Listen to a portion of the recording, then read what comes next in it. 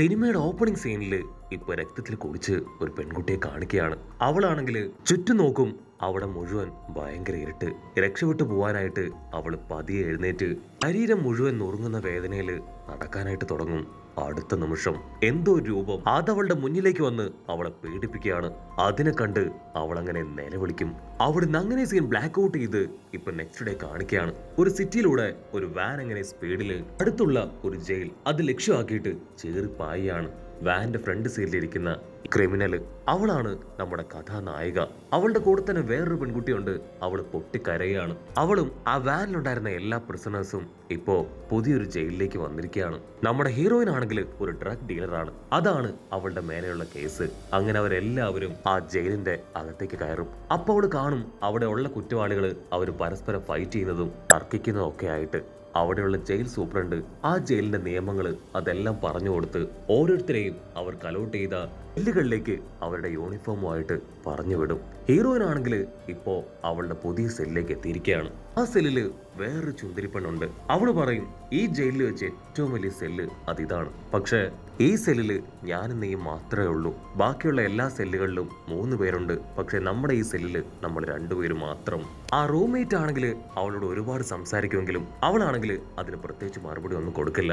അതിനുശേഷം അവരെല്ലാവരും ഫുഡ് കഴിക്കാനായിട്ട് കഫറ്റീരിയയിലേക്ക് വരികയാണ്. ഉടനെ ബെല്ല എന്ന് പേരുള്ള വേറൊരു പ്രിസണറും അവളുടെ ടീമും അവരവിടേക്ക് വന്ന് പുതുതായിട്ട് വന്ന പ്രിസണേഴ്സിനെ എല്ലാവരെയും സീറ്റിൽ നിന്ന് മാറ്റി ഒരു സ്ഥിരമായിട്ട് ഫുഡ് കഴിക്കുന്ന ടേബിളിൽ വന്നിരിക്കുകയാണ്. ഈ ബെല്ല ടീമിനെ അവിടെയുള്ള എല്ലാവർക്കും ഭയങ്കര പേടിയാണ്.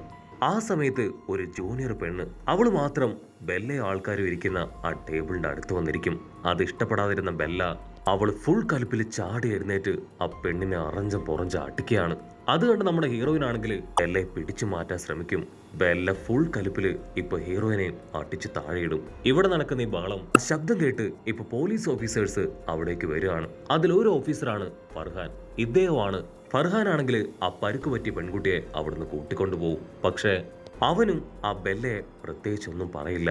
അതിനുശേഷം നമ്മുടെ ഹീറോയിനും റൂംമേറ്റും അവരിപ്പോ തിരികെ റൂമിലേക്ക് വരും. ആ റൂംമേറ്റ് ആണെങ്കിൽ അവളോട് പറയും, നീ ഒരു ഫ്രഷർ അല്ലേ, വന്ന ഉടൻ തന്നെ ഇങ്ങനത്തെ പ്രശ്നങ്ങളൊന്നും ഉണ്ടാക്കാൻ പാടില്ല. ആ ബെല്ല അവള് ഭയങ്കര ഡേഞ്ചറാണ്.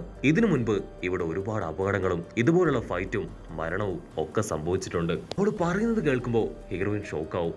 അവള് കൂടുതൽ കാര്യങ്ങൾ റൂംമേറ്റിനോട് ചോദിക്കും. പക്ഷെ അവള് കൂടുതലായിട്ടൊന്നും എക്സ്പ്ലെയിൻ ചെയ്ത് കൊടുക്കാതെ ഇപ്പോ ടോപ്പിക് ചേഞ്ച് ചെയ്ത് കിടന്നുറങ്ങാനായിട്ട് തുടങ്ങും. അല്പസമയം കഴിയുമ്പോൾ നമ്മുടെ ഹീറോയിൻ അവളും ഇപ്പൊ പതിയെ ഉറക്കത്തിലേക്ക് തെന്നി വീഴാണ്.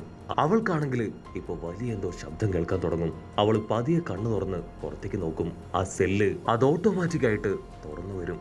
ഹീറോയിനാണെങ്കിൽ അതുകൊണ്ട് ഒരുപാട് പേടിയായി. അവൾ ഓടി വന്ന് അവളുടെ റൂംമേറ്റ് പെണ്ണ് അവളെ വിളിച്ചുണർത്താനായിട്ട് ശ്രമിക്കും. പക്ഷെ അവളാണെങ്കിൽ ഭയങ്കര ഉറക്കത്തിലാണ്, എണീക്കാൻ തയ്യാറാവില്ല. ഹീറോയിൻ പതിയെ ആ തുറന്ന സെല്ലിലൂടെ ഇപ്പൊ നടന്ന് മുൻപോട്ടേക്ക് വരികയാണ്. അവിടെയുള്ള ഓരോ സെല്ലുകളും തുറന്നു കിടക്കുന്നു. കുറച്ചു ദൂരം മുൻപോട്ടേക്ക് വരുമ്പോ ഒരു പെണ്ണ് അവളുടെ മുൻപിൽ നിൽക്കുന്നതായിട്ട് കാണും. അടുത്ത നിമിഷം ആ പെണ്ണാണെങ്കിൽ ഹീറോയിന്റെ അടുത്തേക്ക് പാഞ്ഞു വന്ന് അവളുടെ കഴുത്തിൽ പിടിച്ചമർത്തും. ഹീറോയിനാണെങ്കിൽ ഞെട്ടി എഴുന്നേക്കും. അവൾ ആക്ച്വലി ഒരു സ്വപ്നം കണ്ടതാണ്. അവിടുന്ന് അങ്ങനെ സീൻ കട്ട് ചെയ്ത് ഇപ്പൊ നമ്മുടെ ഹീറോയിൻ അവളാണെങ്കിൽ അവളുടെ റൂംമേറ്റിനോട് ആ ജയിലിനെ കുറിച്ചുള്ള ഒരുപാട് കാര്യങ്ങൾ ചോദിക്കും.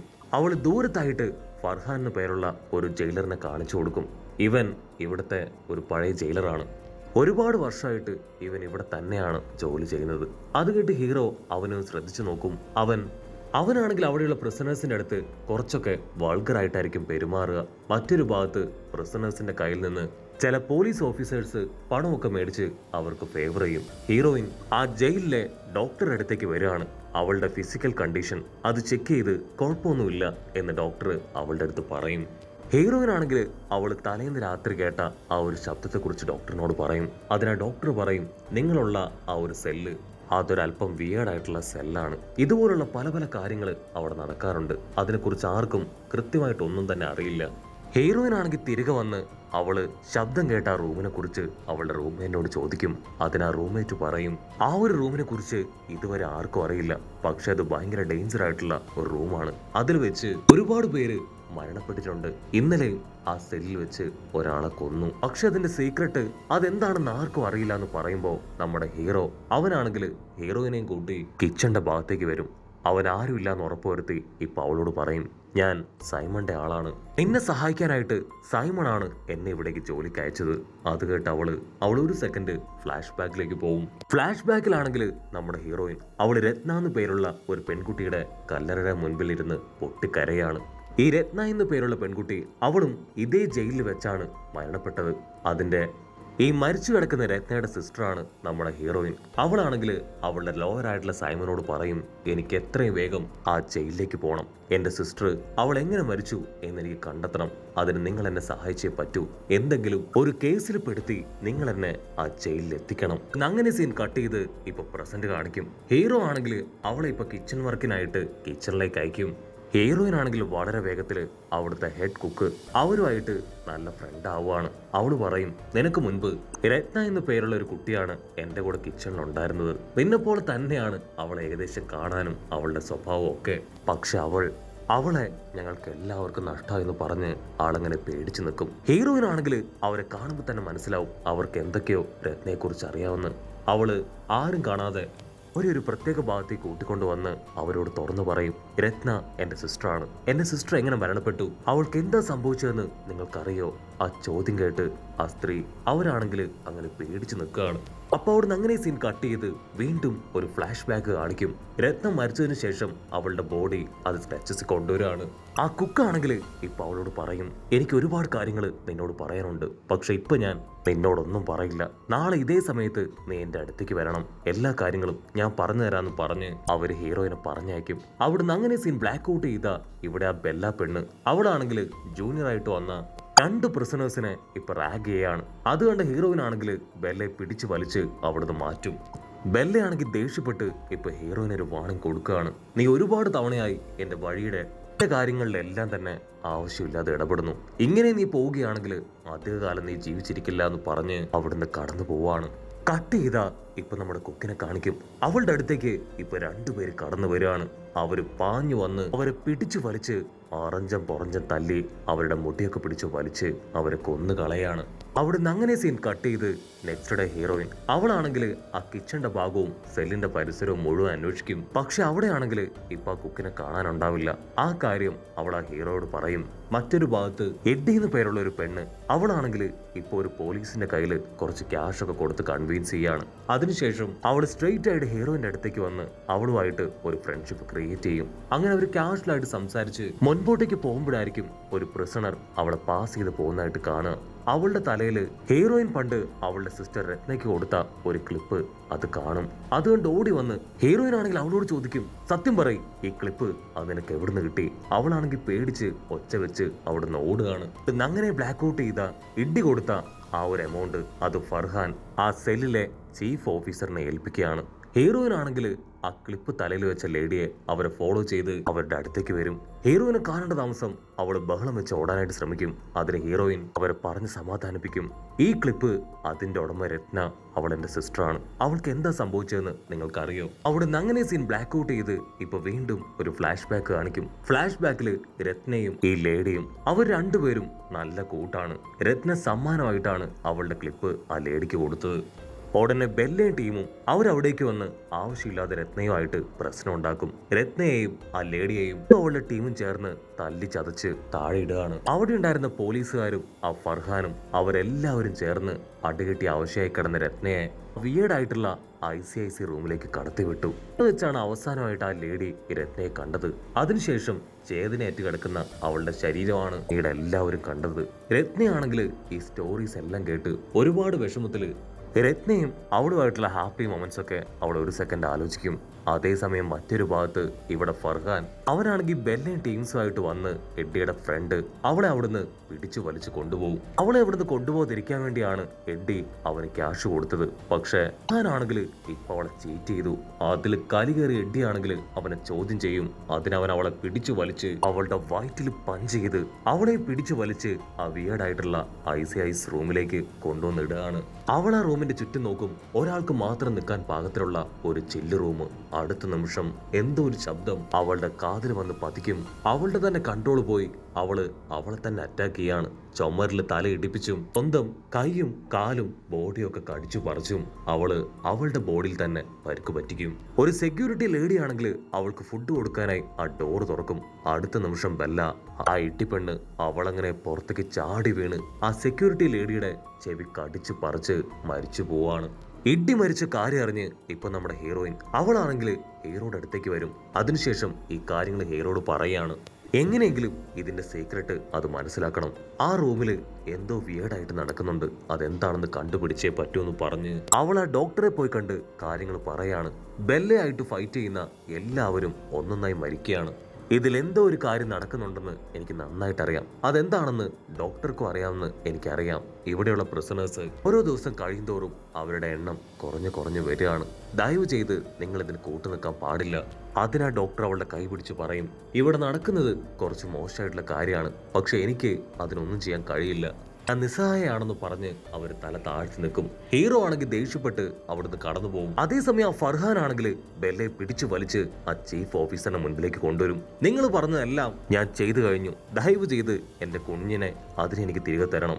അതിനാ ചീഫ് ഓഫീസർ അവളുടെ മുഖത്ത് ആഞ്ഞടിച്ചു പറയും, ഞങ്ങൾ പറയുന്ന കാര്യങ്ങൾ അതിനി നീ ചെയ്യണം, അല്ലെങ്കിൽ നിന്റെ കുഞ്ഞിനെ ഞങ്ങൾ കൊന്നു കളയുമെന്ന് പറഞ്ഞ് ഒരു ഫയല് അവളുടെ കയ്യിൽ ഏൽപ്പിച്ച് ഒരുപാട് ദേഷ്യപ്പെട്ട് അവളെ അവിടുന്ന് പറഞ്ഞയക്കും.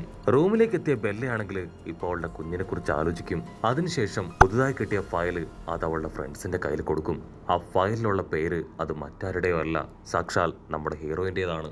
അവിടുന്ന് അങ്ങനെ ബ്ലാക്ക് ഔട്ട് ചെയ്ത ഹീറോയിൻ അവളാണെങ്കിൽ ഇപ്പൊ ഹീറോയോട് പറയും, അടുത്ത ടാർഗറ്റ് അത് ഞാനാണ്, എന്റെ മുൻപിൽ വേറെ വഴിയില്ല, ഞാൻ തന്നെ ആ ട്രാപ്പിലേക്ക് പോയി വീഴാൻ പോവാണ്, എനിക്ക് ഇതിന്റെ സത്യം എന്താണെന്ന് അറിയണം. അത് കേട്ട് ഹീറോ ആണെങ്കിൽ ഷോക്കാവും. അയ്യോ വേണ്ട, അത് വലിയ അപകടമാണ്, നീ സ്ട്രെയിറ്റ് ആയിട്ട് അപകടത്തിലേക്ക് പോയി ചാടുന്നത് പോലെ ആവും, ഒരു കാരണവശാലും അതിനെ ഞാൻ അനുവദിക്കില്ല. അതിനവള് പറയും, എനിക്ക് എന്റെ ജീവൻ നഷ്ടപ്പെടുന്നതിൽ യാതൊരു കുഴപ്പമില്ല, പക്ഷെ എന്റെ സിസ്റ്റർ രത്ന, അവൾക്ക് എന്ത് സംഭവിച്ചു എന്ന് എനിക്ക് അറിയണമെന്ന് പറഞ്ഞ് അവളാണെങ്കിൽ സ്ട്രെയിറ്റ് ആയിട്ട് ഇപ്പൊ കഫറ്റീരിയയിലേക്ക് വരും. അവിടെ വെച്ച് ഒരു കത്തിയെടുത്ത് അവൾ ഓടിപ്പോയി ആ കത്തിയെടുത്ത് ബെല്ലയുടെ കയ്യിൽ കുത്തി ഇറക്കുകയാണ്. ചോര തുളുമ്പി വേദനയാല് ബെല്ല അവള് നിലവിളിക്കും. അടുത്ത നിമിഷം ബെല്ലയുടെ ആ രണ്ട് പ്രിസണേഴ്സ് ഫ്രണ്ട്സ് അവരാണെങ്കിൽ ഹീറോയിനെ അവളെ പിടിച്ചു വലിച്ച് അടിച്ചു കൊണ്ടേയിരിക്കും. ബെല്ല കത്തിയെടുത്ത് ഹീറോയിനെ കുത്താനായിട്ട് ഓടി അടുക്കും. പക്ഷെ എന്താ, ഹീറോയിൻ സൈഡിൽ ശബ്ദം ഉണ്ടാക്കി അവളെ വെട്ടിത്തിരിപ്പിക്കും. കത്തിയാണെങ്കിൽ ബെല്ലയുടെ ഫ്രണ്ടിന്റെ പൊതുകിൽ കുത്തി കയറി അവള് സ്പോട്ടിൽ ഡെഡ് ആവുകയാണ്. ഫർഹാൻ അവിടേക്ക് വന്ന് ഇപ്പൊ ബെല്ലയെയും നമ്മുടെ ഹീറോയിനെയും അവർ രണ്ടുപേരെയും പിടിച്ചു മാറ്റി ഹീറോയിനെ അടിച്ച് ഇപ്പൊ ICIC റൂമിലേക്ക് കൊണ്ടുപോയിടും. അവളാണെങ്കിൽ ആ റൂമിന്റെ ചുറ്റും നോക്കും, അവിടെ മുഴുവൻ രക്തക്കറയാണ്. ഒരു സെക്കൻഡ് അവൾക്ക് അവളുടെ അനുജത്തിയെ മുൻപിൽ കാണാനായിട്ട് കഴിയും. ഒരു സെക്യൂരിറ്റി ആണെങ്കിൽ അവൾക്ക് ഫുഡ് കൊടുക്കും. അവളെ കൊണ്ട് ആ ഫുഡ് കഴിക്കാനായിട്ട് കഴിയില്ല. അവിടുന്ന് അങ്ങനെ ബ്ലാക്ക് ഔട്ട് ചെയ്ത നെക്സ്റ്റ് ഡേ ഡോർ തുറന്ന് ഒരു ലേഡി അകത്തേക്ക് വരികയാണ്. അത് മറ്റാരുമല്ല, ഹീറോയിന്റെ റൂംമേറ്റ് ആയിരുന്ന അതേ പെണ്ണ്. അവളിപ്പോ ഹീറോയിന്റെ അടുത്തേക്ക് വന്ന് അവളുടെ മുടി പിടിച്ചു വലിക്കും. അവൾ ദേഷ്യപ്പെട്ട് പറയും, ഇത് ഞങ്ങളുടെ ഒരു താവളമാണ്, നിന്റെ അനുജത്തെയും ഇഡ്ഡയെയും ഒക്കെ കൊന്നത് ഞാനും എന്റെ ആൾക്കാരുമാണ്. യഥാർത്ഥത്തിൽ ഇതൊരു ജയിലൊന്നുമല്ല, മറിച്ചൊരു ഹോസ്പിറ്റലാണ്. ഓർഗൻസ് അത് കളക്ട് ചെയ്ത് സെയിൽ ചെയ്ത് ഒരുപാട് പ്രോഫിറ്റ് ഉണ്ടാക്കുക എന്നതാണ് ഇവരുടെ റാക്കറ്റിന്റെ ജോലി. അങ്ങനെ ഇവിടേക്ക് വന്ന ഒരുപാട് പ്രിസണേഴ്സിനെ ഒരു പ്രത്യേകതരം ഇഞ്ചക്ഷൻ ഉപയോഗിച്ച് അവരെ ഒരു ഹാലൂസിനേഷനിലേക്ക് തള്ളിവിട്ട് അവരെ കൊന്ന് അവരുടെ ഓർഗൻസ് അതവര് ദിനം പ്രതി വിറ്റുകൊണ്ടേയിരുന്നു. അവിടുന്ന് അങ്ങനെ സീൻ കട്ട് ചെയ്ത് ഹീറോയിന്റെ സിസ്റ്റർ അവൾക്ക് എന്താണ് സംഭവിച്ചെന്ന് കാണിക്കും. ഫ്ലാഷ് ബാക്കിൽ ഹീറോയിന്റെ സിസ്റ്ററിനെ അവൾ ആ റൂമിലേക്ക് തള്ളിയിട്ട് ആ ഇഞ്ചക്ഷൻ കൊടുത്ത് ഫർഹാനെ ആ റൂമിലേക്ക് കയറ്റിവിടും. അവൻ അവളെ റേപ്പ് ചെയ്തതിനു ശേഷം അവരവളെ കൊന്നു കളഞ്ഞ് അവളുടെ ഓർഗൻ അത് വലിയ വിലയ്ക്ക് വിറ്റു. ആ ഒരു കുക്ക് ആന്റി അവരെ കൊന്നതും ഫർഹാൻ തന്നെയാണ്. അവളുടനെ ആ നീഡിലെടുത്ത് ഹീറോയിന്റെ നേർക്ക് വരും. അതിന് ഹീറോ അവളുടെ കൈ പിടിച്ച് തിരിച്ച് കാല് വെച്ച് അവളുടെ കഴുത്തിൽ ചവിട്ടി പിടിക്കും. അതിനുശേഷം ആ ഒരു ഇഞ്ചക്ഷൻ അവളുടെ ബോഡിയിൽ കുത്തിവെച്ച് അവളെ കൊന്നു കളയാണ്. ഹീറോയിനാണെങ്കിൽ കഷ്ടപ്പെട്ട് ബുദ്ധിമുട്ടി അടുത്തുള്ള ഒരു റൂമിന്റെ ഭാഗത്തേക്ക് വരും. അപ്പൊ ആ റൂം കാണിക്കും. അവിടെ ചോരയിൽ കുളിച്ച് ഒരുപാട് പ്രിസണേഴ്സിനെ കിടത്തിയിരിക്കുകയാണ്. അവരുടെ ബോഡിയിൽ നിന്ന് ഡോക്ടേഴ്സ് ഓർഗൻസുകൾ ഒന്നൊന്നായിട്ട് കളക്ട് ചെയ്യും. തൊട്ടടുത്ത ബെഡിൽ കിടന്ന ബെല്ല അവൾ കണ്ണു തുറന്ന് ചാടി എഴുന്നേറ്റ് അവിടെ ഉണ്ടായിരുന്നവരെ എല്ലാവരെയും അടിച്ചിട്ട് ഒരു വിധത്തില് അവിടുന്ന് പുറത്തേക്ക് ഇറങ്ങി വരികയാണ്. അവിടുന്ന് അങ്ങനെ സീൻ കട്ട് ചെയ്ത് ഫർഹാനെയും ആ ചീഫിനെയും കാണിക്കും. അവർ രണ്ടുപേരും സന്തോഷത്തിൽ ഡ്രിങ്ക്സ് ഒക്കെ അടിച്ച് ചില്ല് ചെയ്യുകയാണ്. ഉടനെ 2 സോൾജിയേഴ്സ് അവരോടി വന്ന് ഹീറോയിൻ അവിടുന്ന് രക്ഷപ്പെട്ടു പോയ കാര്യം പറയും. അതിന് ഫർഹാൻ ഫുൾ കലിപ്പില് അവിടെ ഉണ്ടായിരുന്നവരോട് എല്ലാവരോടും അവളെ കണ്ടുപിടിക്കാനായിട്ട് പറയും. മറ്റൊരു ഭാഗത്ത് ബെല്ല, അവളാണെങ്കിൽ സെക്യൂരിറ്റീസിനെ അട്ടിച്ച് താഴെയിട്ട് അവന്റെ കയ്യിലുണ്ടായിരുന്ന അക്കിയെ അതുപയോഗിച്ച് എല്ലാ സെല്ലുകളും ഓപ്പൺ ചെയ്ത് അവിടെയുള്ള പ്രിസണേഴ്സിനെ എല്ലാം രക്ഷപ്പെടുത്തി വിടുകയാണ്. ഇവിടെ ഫർഹാൻ ആണെങ്കിൽ അവൻ കറക്റ്റായിട്ട് ഹീറോയിനെ കണ്ടുപിടിച്ച് അവളെ പിടിച്ചു വലിച്ച് അവളെ റേപ്പ് ചെയ്യാനായിട്ട് പോവാണ്. അപ്പോ കറക്റ്റ് സമയത്ത് ഹീറോയിന്റെ സിസ്റ്ററിന്റെ ഫ്രണ്ട്, ആ ഏജ്ഡ് ലേഡി, അവർ ചാടി വന്ന് ഫർഹാനെ പിടിച്ചു മാറ്റും. ഫർഹാനാണെങ്കിൽ രണ്ടാമതൊന്നും ചിന്തിക്കാതെ അവരുടെ കഴുത്ത് പിടിച്ച് ഞെരിച്ച് അവരെ കൊന്നുകളയും. അതിനുശേഷം ഹീറോയിന്റെ അടുത്തേക്ക് വീണ്ടും പാഞ്ഞടുക്കും. അവൻ എന്തെങ്കിലും ചെയ്യുമ്പോഴേക്കും നമ്മുടെ ഹീറോ അവനെ ഓടി വന്ന് ഫർഹാന്റെ പുറത്ത് കത്തി കുത്തി ഇറക്കി അവനെ കൊന്നുകളയാണ്. ഹീറോ ആണെങ്കിൽ അവളെ താങ്ങിയെടുത്ത് ആ ഡോക്ടറിനെ ക്യാബിൽ ലക്ഷ്യമാക്കി ഓടും. പക്ഷെ അപ്പോഴേക്കും ആ ചീഫ് ഓഫീസർ ആളവിടേക്ക് വന്ന് ഹീറോയെ അറ്റാക്ക് ചെയ്യാൻ തുടങ്ങും. ഹീറോയിനാണെങ്കിൽ ഡോക്ടറിന്റെ അടുത്തേക്ക് വന്ന് നടന്ന കാര്യങ്ങളെല്ലാം തന്നെ തുറന്നു പറഞ്ഞ് ഇപ്പോ അവളുടെ അഡ്വക്കേറ്റ് സൈമണെ ആളെ കോണ്ടാക്ട് ചെയ്യാൻ ശ്രമിക്കും. അതിനെ ഡോക്ടർ ആണെങ്കിൽ ഇപ്പൊ എന്തോ ഒന്ന് കലക്കി അവൾക്ക് കൊടുക്കും. നീ ഇത് കുടിക്ക്, ഇത് കുടിച്ചിട്ടുണ്ടെങ്കിൽ നിനക്ക് അല്പമെങ്കിലും എനർജി കിട്ടുമെന്ന് പറയും. അവളത് കുടിക്കേണ്ട താമസം അങ്ങനെ ബോധം കെട്ട് താഴെ വീഴും. അവിടുന്ന് അങ്ങനെ സീൻ ബ്ലാക്ക് ഔട്ട് ചെയ്ത ഇപ്പൊ ഹീറോയിനെ ഒരു ബെഡിൽ കിടത്തിയിരിക്കുകയാണ്. അവളുടെ തൊട്ടടുത്ത് ആ ഡോക്ടറും ആ ചീഫ് ഓഫീസറും ഉണ്ട്. ആക്ച്വലി ഇവർ രണ്ടുപേരും ഹസ്ബൻഡ് ആൻഡ് വൈഫും ആണ്. ഇവരുടെ രണ്ടുപേരുടെയും ചുമതലയിലാണ് ഇതെല്ലാം നടക്കുന്നത്. ആ ലേഡി ഡോക്ടർ ദേഷ്യപ്പെട്ടു പറയും, ഇവൾ ഒറ്റയൊരുത്ത് കാരണമാണ് നമ്മുടെ പ്ലാനും പദ്ധതിയും എല്ലാം തകർന്നത്. സോ ഒരു കാരണവശാലും ഇവളെ ഞാൻ വെറുതെ വിടില്ല. അപ്പൊ അവിടുന്ന് അങ്ങനെ സീൻ കട്ട് ചെയ്ത് വീണ്ടും ഒരു ഫ്ലാഷ് ബാക്ക് കാണിക്കും. ഫ്ലാഷ് ബാക്കിൽ ആ ഡോക്ടർ ആ ചീഫ് ഓഫീസറിനെയും ഹീറോയിന്റെ റൂംമേറ്റ് പെണ്ണിനെയും അവരെല്ലാവരെയും അടുത്തേക്ക് വിളിക്കും. രത്നയുടെയും ഹീറോയിന്റെയും ഫയൽസ് അത് ചൂണ്ടിക്കാണിച്ച ഡോക്ടർ പറയും, ഇവർ രണ്ടുപേരും സിബ്ലിങ്സ് ആണ്. രത്ന മരിച്ചത് അതെങ്ങനെയാണെന്ന് കണ്ടുപിടിക്കാനാണ് അവൾ സൂത്രത്തിൽ ഇവിടേക്ക് കടന്നുകൂടിയത്. സോ നീ അവളെ കൊല്ലണമെന്ന് പറഞ്ഞ് നീഡിലും ഇഞ്ചക്ഷനും എല്ലാം ഹീറോയിന്റെ റൂംമേറ്റിന്റെ കയ്യിൽ ആ ഡോക്ടർ കൊടുത്തയച്ചു. കട്ട് ചെയ്ത പ്രസന്റില് ആ ഡോക്ടർ ആണെങ്കിൽ ഇഞ്ചക്ഷൻ വെക്കാനായിട്ട് ഹീറോയിന്റെ അടുത്തേക്ക് പോകും. കറക്റ്റ് സമയത്ത് പവർ കട്ടാവും. ഓഫീസർ ആണെങ്കിൽ എന്ത് സംഭവിച്ചു ചെക്ക് ചെയ്യാൻ പുറത്തേക്ക് പോകും. ആ സമയത്ത് ഹീറോ ഒരു തുണി ആളുടെ തലയിലിട്ട് അച്ചറം പൊച്ചറം ചീഫിനെ ഇടിക്കുകയാണ്. ഇവിടെ ഹീറോയിനാണെങ്കിൽ കണ്ണു തുറന്ന് ആ ഒരു ഇഞ്ചക്ഷൻ പിടിച്ചു മേടിച്ച് ആ ഡോക്ടറിന്റെ ബോഡിയിൽ കുത്തിവെക്കും. ഇഞ്ചക്ഷൻ അത് ബോഡിയിലേക്ക് കുത്തി ഇറങ്ങേണ്ട താമസം ഡോക്ടർ ആ ഇല്യൂഷനിലേക്ക് പോയി അവരുടെ ബോഡി തന്നെ നശിപ്പിക്കുകയാണ്. മാത്രമല്ല അവർ ഇത്രയും കാലവും കൊന്നുകളഞ്ഞ എല്ലാ പ്രിസണേഴ്സും അവരെ അറ്റാക്ക് ചെയ്യും പോലെ അവർക്ക് ഫീൽ ചെയ്യും. മറ്റൊരു ഭാഗത്ത് അവിടുന്ന് രക്ഷപ്പെട്ട പ്രിസണേഴ്സും ജയിലിലുള്ള സെക്യൂരിറ്റീസും രണ്ട് ടീമും അങ്ങോട്ടും ഇങ്ങോട്ടും പൊരിഞ്ഞ പോരാട്ടം. അവിടുന്ന് അങ്ങനെ ബ്ലാക്ക് ഔട്ട് ചെയ്ത ഇപ്പൊ മാസങ്ങൾക്ക് ശേഷം ഹീറോയെയും ഹീറോയിനെയും കാണിക്കുകയാണ്. അവർ രണ്ടുപേരും അവിടുന്ന് രക്ഷപ്പെട്ടു വന്ന് ഇപ്പൊ രത്നയുടെ കല്ലറയിൽ പൂക്കളൊക്കെ വെക്കും. അതിനുശേഷം വീണ്ടും പിടിയിലായ നമ്മുടെ ബെല്ലയെ കാണാൻ അവര് വരികയാണ്.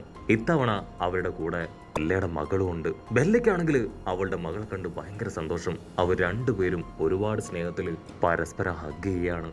കട്ട് ചെയ്ത ഇപ്പൊ ആളാണെങ്കിൽ ആ ജയിലിലേക്ക് കോണ്ടാക്ട് ചെയ്ത് പുതിയ ആ ജയിൽ ഓഫീസറിനോട് സംസാരിക്കുകയാണ്.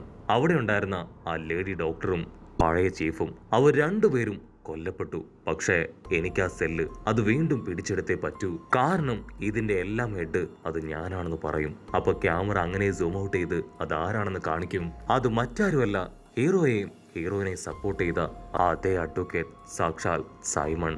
അങ്ങനെ അവിടെ വെച്ച് ഈ ഒരു ഫിലിം അവസാനിക്കുന്നു. സിനിമ ഇഷ്ടപ്പെടുകയാണെങ്കിൽ തീർച്ചയായിട്ടും ലൈക്ക് ചെയ്യാനും കമന്റ് ചെയ്യാനും ഷെയർ ചെയ്യാനും മറക്കല്ലേ. അടുത്തൊരു അടിപൊളി സിനിമയായിട്ട് കാണുന്നവരെ it's me with Mallu episode.